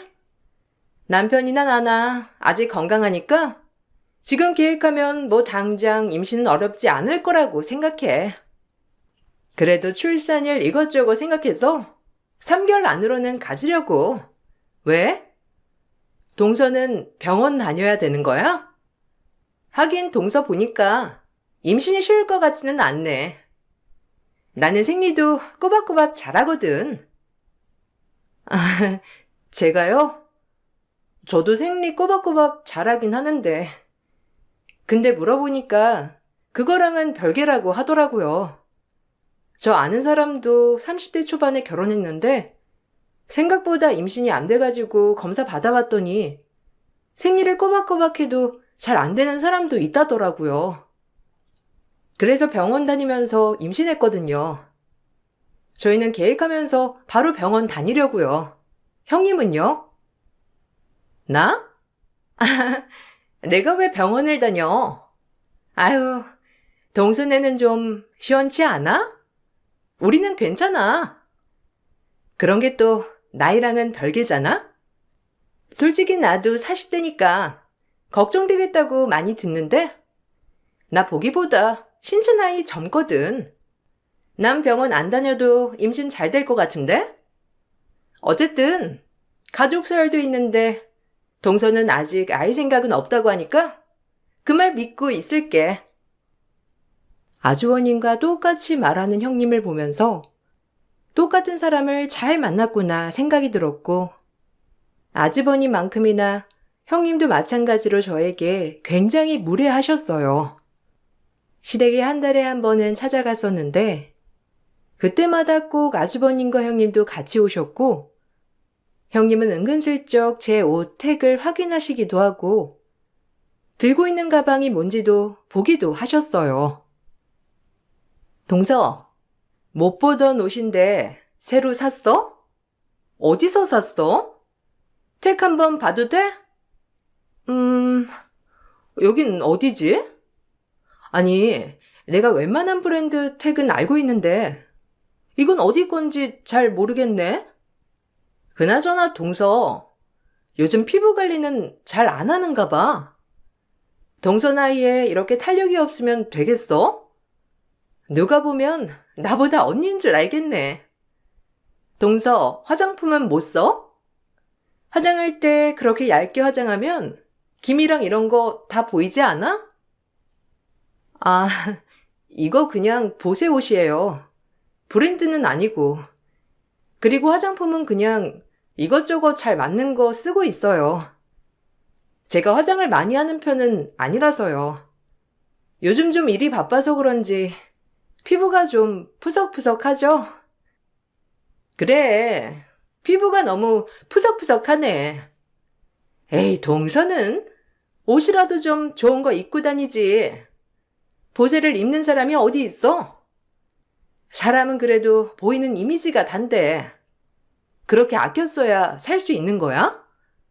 하긴, 도련님 월급이면 뭐 브랜드 옷 하나 사기는 힘들겠네. 동서는 그냥 사원이지? 월급이라고 하면 얼마나 되겠어? 도련님은 언제 승진한대? 옷 사기 부담스러워서 안 사는 건 아니고요. 그냥 제 마음에 드는 옷 사서 입는 거라. 저는 브랜드고 뭐고 그런 거 따지면서 사는 건 아니거든요. 그리고 이번에 남편 승진했어요. 주변에서는 그래도 빨리 승진하는 편이라면서 말하더라고요. 그래? 뭐 그래봤자 직장인 월급 얼마나 오르겠어. 동서도 참 힘들겠다. 조그만 월급 아껴 쓰려면 그럴 수밖에 없긴 하겠네. 동서, 그러지 말고 나중에 우리 집에 좀 와.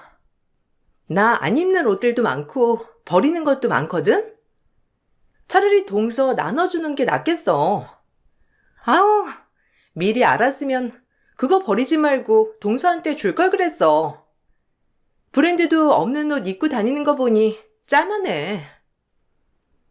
대놓고 형님이 저를 무시해도 시부모님은 아무런 말도 못하셨고, 그래도 못난 아들 걷어간 형님이니 혹시라도 잘못 말이라도 꺼내면 다시 아들 되돌려 놓을까 걱정이 이만저만이 아니셨죠.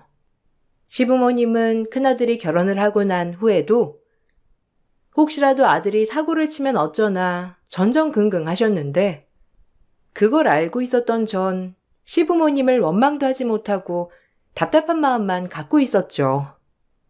그나마 남편이 적극적으로 나서줘서 마음이 괜찮았어요. 그래도 시부모님도 못 말리시니 형님은 시간이 갈수록 더 기세등등해 절 무시하시더라고요. 동서, 저번에 동서 친정 어디라고 했지? 뭐 무슨 읍이라고 했나?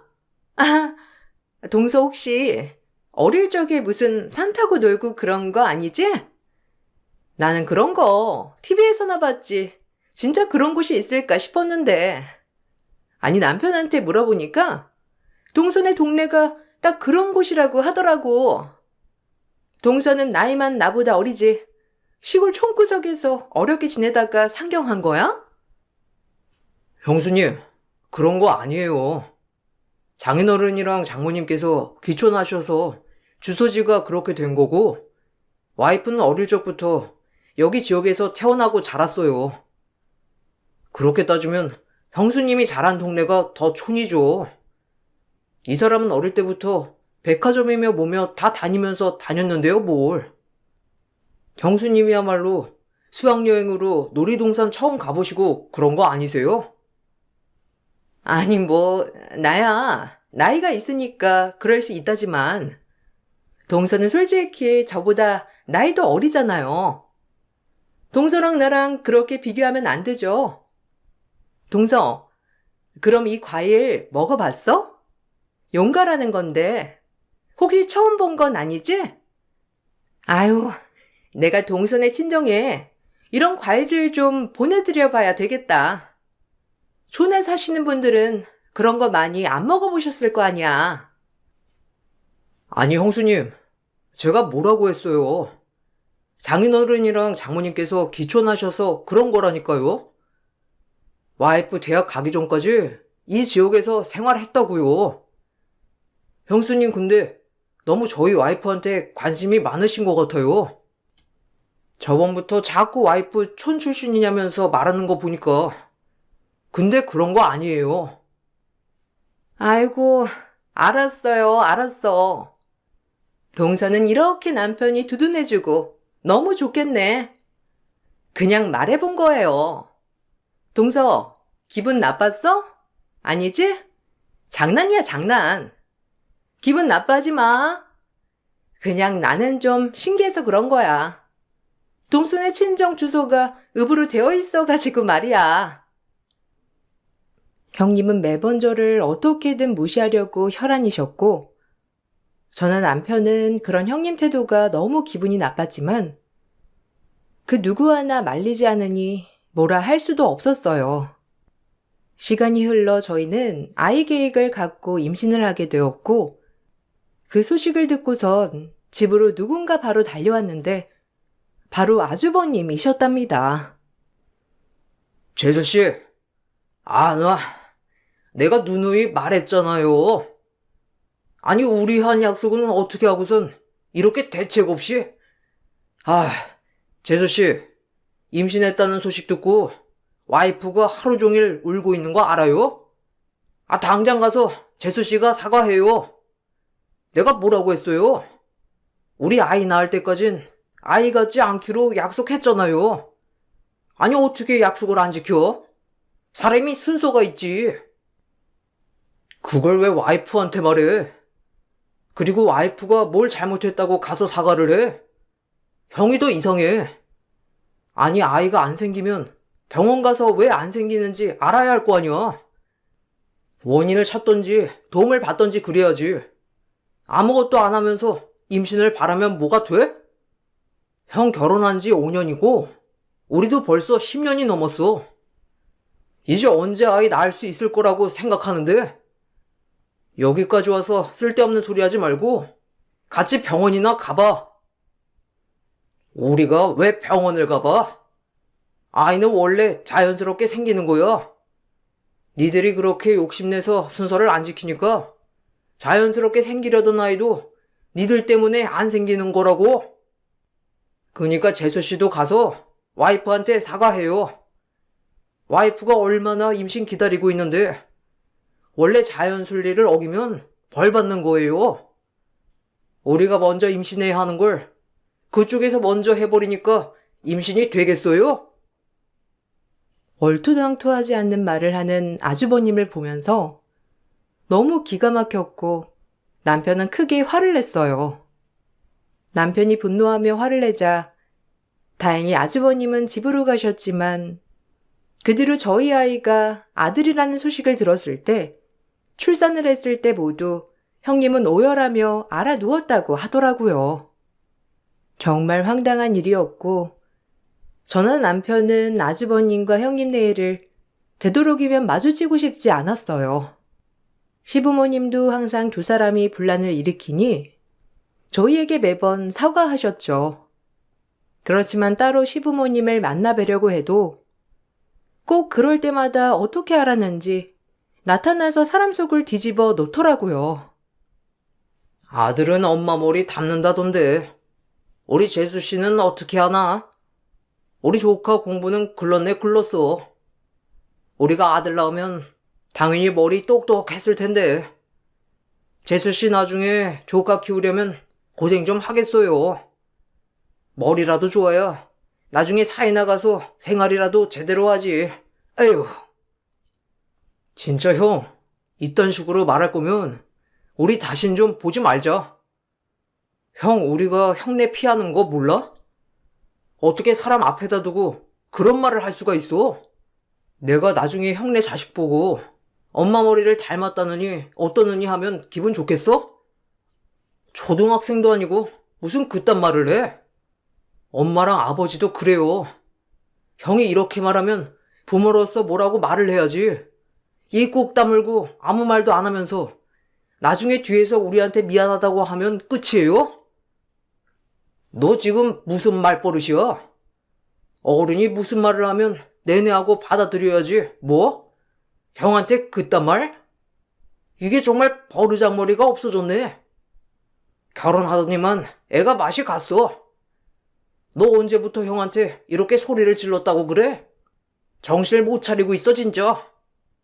하긴 니들이 정신이 있는 애들이면 지금 이 사달이 낫겠냐? 여보, 너무 화내지 마.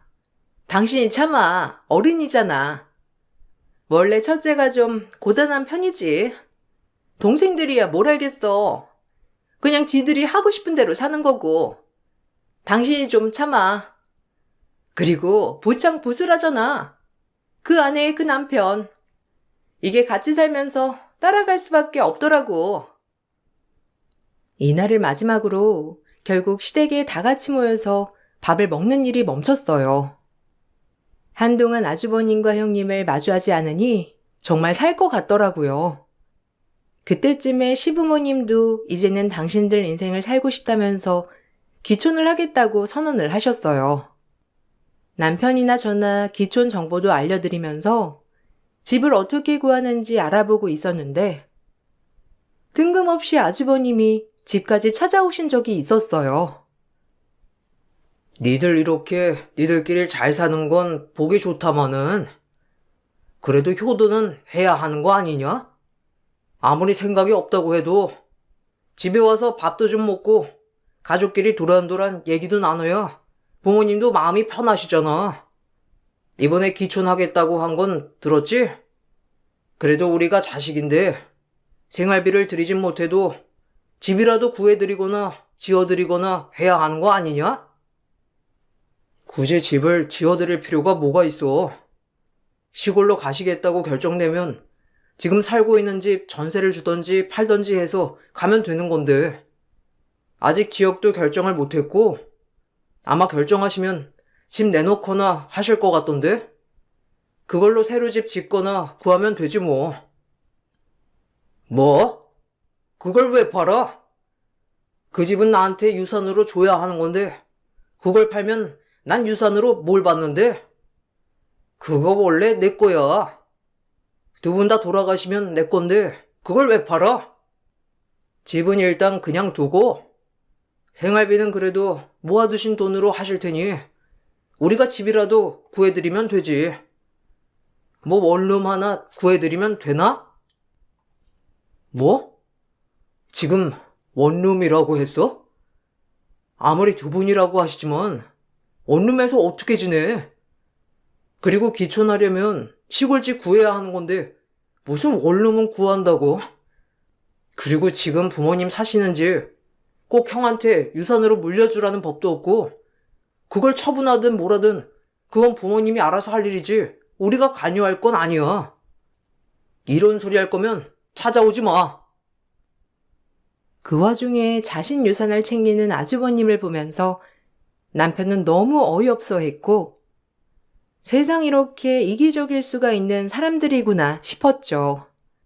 그러던 어느 날 남편이 진급을 하게 되었고 시부모님도 귀촌을 결심하셔서 겸사겸사 다 같이 모여 외식을 하기로 했어요. 다들 즐겁게 식사를 하고 있는데 형님이 황당한 말을 꺼내기 시작했죠. 동서, 이젠 좀 살림 좀 나아지겠다. 아닌가? 우리는 뭐 아직 자식도 없고 둘이서 먹기 부족하진 않은데 동선에는 자식도 있고 여러모로 나가는 돈도 많잖아. 동서 안 그래도 브랜드도 없는 옷 입고 다니는 거 내가 내내 마음에 걸리고 그랬는데 그래도 이제는 브랜드 옷 하나쯤은 살 수 있을 정도는 되려나? 가만 보자. 도련님이 원래 직급이 뭐였죠? 대리였나? 그렇지. 이제 과장 되는 거니까 아마 대리지. 내가 그러게 뭐라고 했어. 한 회사에 뼈를 묻어봤자 뼈가루만 되지 뭐가 되진 않는다니까. 회사에서 고작 사원한테 사장이라도 되라고 자리 하나 주겠어? 에휴, 내가 이래가지고 답답했다니까. 얘가 어릴 때부터 희한한 고집이 있어. 봐봐. 결혼도 오래 연애해서 결혼한 거. 여자도 이 사람 저 사람 만나보라고 그렇게 말했는데. 아유, 그러게. 원래 이것저것 많이 해봐야 사람이 좋은 선택도 하고 그러는 건데 도련님은 잘 그런 거 모르는가 보다. 어쨌든 과장이라니. 참 그 나이에 과장이면 밥은 먹고 살겠니? 에휴, 내가 안 그래도 이런 말을 안 하려고 했는데 내 친구가 도련님 회사에 다니고 있거든요. 안 그래도 진급했다는 소식은 듣긴 했는데 뭐 과장이라니. 열심히 한 대가가 그러니까 좀 그렇다. 아주버님과 형님은 분위기 파악도 못하고 둘이서 신나 깔깔대더라고요. 저와 남편, 시부모님 모두 무표정한 얼굴로 두 사람을 바라보고 있었고, 그때 기업부장 형님에게 회사 친구라고 했던 사람이 전화가 오더라고요. 형님은 호랑이도 제 말하면 온다더니 하며 저희에게 친구 이름을 보여주면서 아까 말한 그 친구라며 말을 했죠. 그런데 전화를 받던 형님 표정이 한순간에 어두워졌는데 너네 회사에 대표로 가는 건데 몰랐어? 라며 형님 친구 목소리가 들렸죠. 전화를 끊더니만 형님은 갑자기 사색이 되어 말을 했어요. 도련님, 이게 무슨 소리예요? 저희 회사 대표로 온다니요. 갑자기 이게 무슨 소리... 아니, 이번에 대표 바뀐다고 했던 게 도련님이에요? 어떻게 이렇게... 지금 장난하는 거죠? 갑자기 대리에서 무슨 대표야? 뭐 단체로 몰래카메라 찍는 거예요? 이런 거 너무 재미없는데? 제 친구인 거 도련님 알았어요? 내가 말을 했었나? 아니요. 형수님 친구분 계신지는 몰랐죠. 뭐 안 그래도 말씀드리려고 했는데 다음 달부터 제가 거기 대표로 갈 겁니다. 회사에서 그 회사 인수를 했다더라고요. 그건 들으셨죠? 대표 자리 두고 말이 좀 많았는데 그쪽 대표가 워낙 사건 사고도 많은 사람이라서 믿을 만한 사람으로 제가 승진하며 그쪽으로 넘어가게 됐어요. 일단 이렇게 알게 됐으니 앞으로 자주 보겠네요, 형수님. 아니, 원래 그럴 수가 있는 건가? 갑자기 일개 사원이 무슨 대표가 돼? 지금 나랑 장난하자는 거죠? 아닌데? 대표님이 나랑 같이 술 마셨을 때도 그런 소리 한 번 안 했는데? 아니, 내가 우리 회사 대표랑 좀 친하거든요. 근데 저번에 술 마실 때도 별말 안 하던데 갑자기 무슨... 형수님이 대표랑 친하던 아니던 뭔 그건 제가 알 바는 아니고 우선 그 사람 횡령권도 있어서 아마 가자마자 그거 조사할 것 같네요. 감사도 바로 실시할 거라 알고 계시면 좋을 것 같고요. 어쨌든 그렇게 가장되면 밥은 어떻게 먹고 사나 걱정을 대신하셨으니 제가 대표가 됐으니까 걱정은 안 하시겠죠? 남편은 10년 넘게 회사를 위해 일한 보답을 대표 자리로 받게 되었어요. 남편이 성사한 거래도 워낙 많았고 그 덕에 매출도 많이 올라 받을 수 있었던 자리였죠. 그렇다고 형님네 회사가 엄청 큰 회사는 아니었지만 어쨌든 한 회사 대표 자리를 갖게 되었다고 하니 형님은 뒤로 쓰러질 듯이 놀라하셨어요. 더 놀라운 얘기는 그 뒤에 있었어요. 남편이 대표로 간 후로 감사를 진행했는데 전 대표의 횡령건에 형님이 연루되어 있었죠. 거기다가 업무 태만까지 더해지며 그렇게 부장이라 자부심을 갖던 형님은 한순간에 회사에서 쫓겨나게 되었어요. 그 뒤로 사사건건 저희를 무시하던 아주버님과 형님은 굳이 찾아와서 사람 속을 뒤집어 엎었던 게 언제인지도 모를 정도로 소식조차 들려주지 않더라고요. 매번 연락을 해봐도 바쁘다며 끊어버리는 통에 요즘은 속 편하게 잘 지내고 있답니다. 들어보니 그렇게 쫓겨난 형님은 형사처벌로 벌금형을 선고받았고 아주버님은 아직도 정신 못 차리고 직장을 전전하고 있다고 하더라고요. 두 사람이 언제쯤 정신 차릴지 모르겠네요. 저와 남편은 육아에 열정을 쏟아붓고 있답니다. 성실한 남편의 성격은 육아에도 빛을 발하네요. 아이가 자라면서 한 명을 더 낳을까 고민을 하고 있는데 한 뱃속에서 나온 형제도 이렇게 성격이 다르니 참 고민이 되더라고요. 여러분들은 형제 자매가 있나요? 다들 어떤 관계로 지내시는지 궁금하네요. 제 얘기를 들어주셔서 감사드려요. 앞으로는 우리 세 식구 열심히 오손도손 살아보려고요.